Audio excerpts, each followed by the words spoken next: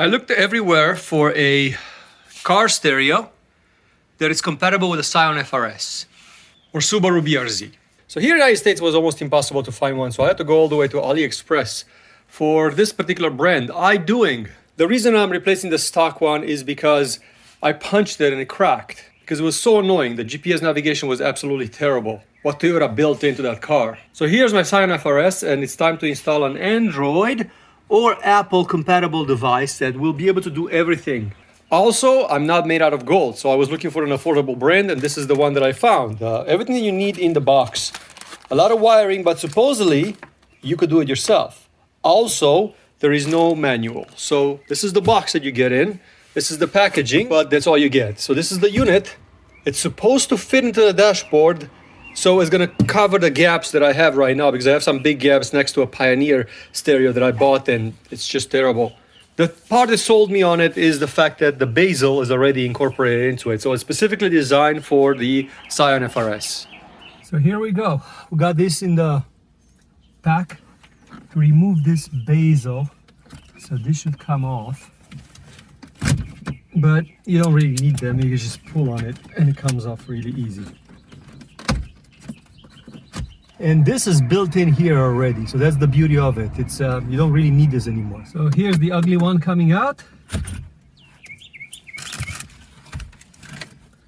So your first reflex is to take this bezel off your old one and put it on a new one, but you don't have to because this one clicks in here. So this entire frame holds it. So when you take the old one out, leave the bezels on it because this one just snaps into there, so it's going to be easy to remove, easy to put back in. The back of the unit is a little bit scary because there's a million connections on it, so we'll see how we will be able to match this with a car.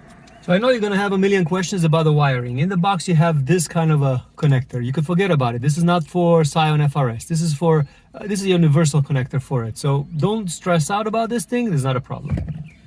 In the back of the unit you have all the connections that go into the back of the car. So you have these two connections that connect over here. You have this big connection that connects over here. So everything on this unit is made to just be plug and play. Also here in the back of this particular unit, you have a bunch of other things. First of all, this red connection over here, these are two extra USBs. These are for plugging up a USB connection that you could charge a phone or get data from it. Here at the bottom, you have the data connector. You could put a SIM card in here and you could register as a cell phone from a cell phone provider. This purple one connects to the USB connection, and then this USB connection connects to the dash itself. So these two cables will be connected. There's an adapter that goes into this green connector over here, or this gray connector.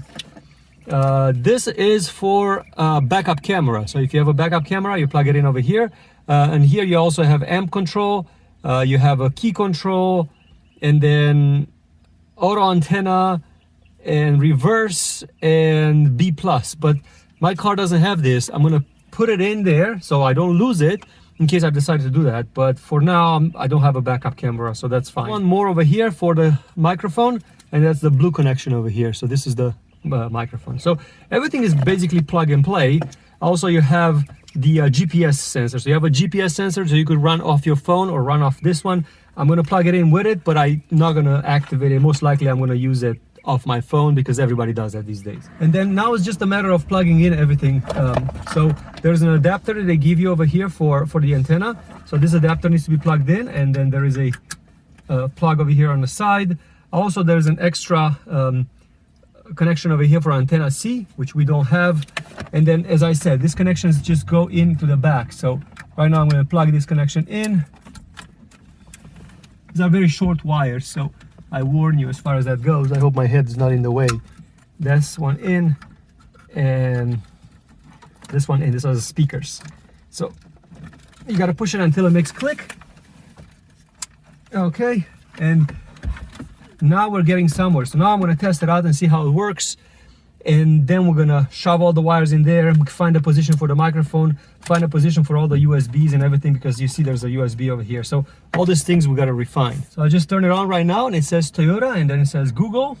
So this is an Android device. We're going to go radio. Okay, and then we have Bluetooth connection, we have music, we have navigation. So there is a built-in navigation to it. And right now what it's trying to do is it's trying to find the GPS connection from here. There's this little device. This one should stay on your dashboard over here in the front. Also, if you hook it up to the 4G network, there's 4G connectors over here. I forgot to mention.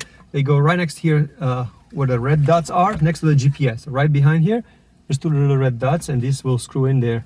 This is for the 4G connection. And this is the antenna for it, and this goes back there. So this is the antenna, and it has plenty of room for it over here in the back. Also, at this point, we want to organize the GPS. So the easiest way to install the GPS is double-sided tape, and then tape it right under here against the plastic. So here is going to have very, very good vision. This adapter goes into this other adapter that is in the back of the unit, and it activates this connector over here. So this is the USB connector over here, so you can play music via a USB stick.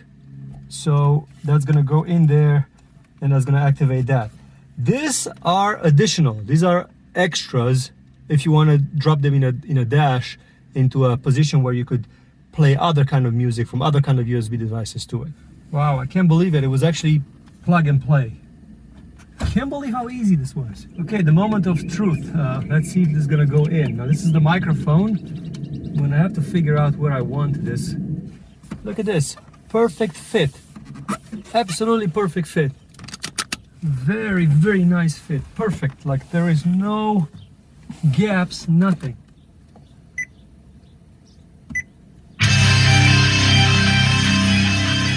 Absolutely perfect fit. Look, no gaps, nothing.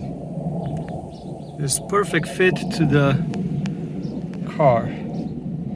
Absolutely no gaps. One of the cool features is that you have WLAN, so you could connect to a Wi-Fi network. So I was able to connect to my home Wi-Fi, or you could connect to a mobile Wi-Fi that you carry on your phone. Also, you have an option to connect a SIM. So there's an adapter inside this unit, which is in the back, that you could connect a cell phone SIM card in there. So you could have internet directly from the cell phone tower. And if you could do that, you could actually make a hotspot in your car. So if you have a data coming from your car, you could have a hotspot so your kids and everybody can connect to it. It's coming on right now. Each device works in a different way. There is a home button over here on the side. You have this stuff over here. It's already connected to Bluetooth to my phone. Home is going to bring me back music. If you have a stick that is plugged in, then you'll find the music. Right now my phone is plugged in. I have built-in navigation. So there is a navigation system over here built in. It's by Next Gen, and this is the navigation system built in. You could use this one. It's fairly easy to use. You just find a new route, and then you just pick up a place, and then you could go. It has a GPS sensor on it, so it will be able to run off this. But what if you don't want to use the GPS system? You want to use the Android system. You click here. For example, here's the Android Auto for phones. You could click on it, and then it will go directly to the Android Auto. Here you have the Google Maps, and then this is the directions between Las Vegas and Salt Lake. I just picked two random places, and there it is. It just connected to the Wi-Fi. First of all, the screen is extremely responsive. It's such a beautiful screen. Very, very nice and bright, and very, very responsive. You have an app store, so if you're familiar with the Android system, you have a Play Store, and you could go in and you could just download things from the App Store. Look at it this way, it's a tablet. You have all these apps that I've installed, including the Google app, and then you have a full screen. You could search for whatever you want. For example, dollar RON. This is what I'm asking all the time because I'm Romanian. It's $4.50 RON for $1. So that's the parity. So it's a full screen. What about an iPhone? So if you have an iPhone and you hook it up with a cable, there's a cable that comes with it. You have CarLink. Waiting to connect a verification approved, and here it is. So this is the iPhone interface. Very, very easy to use, so perfectly compatible with it. This is the map system, this is the music system, play music. As far as the lights go over here on the side, if your car is turned off, the lights are not on. If your car are set on auto, then these lights are on over here on the side. So that's pretty cool, because then here you have the volume, so you could raise the volume or lower the volume. And these are all the apps that you have for iPhone. So with iPhone, it works really, really well. I'm very, very pleased how easy it's just to connect the iPhone to it. Literally just plug it in and it works. Also, it charges the phone. So when you come in the car, you plug it in and you're good to go. iPhones were always very, very easy. As far as the Android goes, I'm actually recording on the Android phone right now, but it's exactly the same principle. The difference is that the Android can also work via the apps directly built into the device. You don't even have to hook up your phone. You could just use the device apps that are already built into the device. If you want to hook up the Android, you can, and then it's exactly the same way via CarLink. You establish a connection using a wire. Also, you're going to charge your phone that way. It's very, very important to use the wire, because if you don't, it can do wireless. On wireless, you're going to be running out of power in 2 hours. About 2 hours, that's all you get. The phone has to connect via the Wi-Fi card, and 2 or 3 hours, your battery is done. So that's the advantage of connecting with a wire. So the key features that you need to know: very, very easy installation on the bezel. So this is beautiful setup. Screen, very responsive. So you have a screen that is very responsive. Full Android 10. So you have Android 10 over here, and it's full Android 10. You could use Android Auto for app directly from the unit itself. So you don't even have to connect your phone. You could connect your phone via the CarLink. So right now, the phone that I'm doing right now is recording, but the Apple connected right away with no problem whatsoever. Very easy to use. All the buttons are working. The lights need to be on for these lights on the side to turn on. So just keep that in mind. If they don't come on, your lights are not on. So that's why you can see them. Settings are very, very easy to operate and set up. It has built-in wireless LAN. It has a built-in SIM cards, so it could act as a hotspot.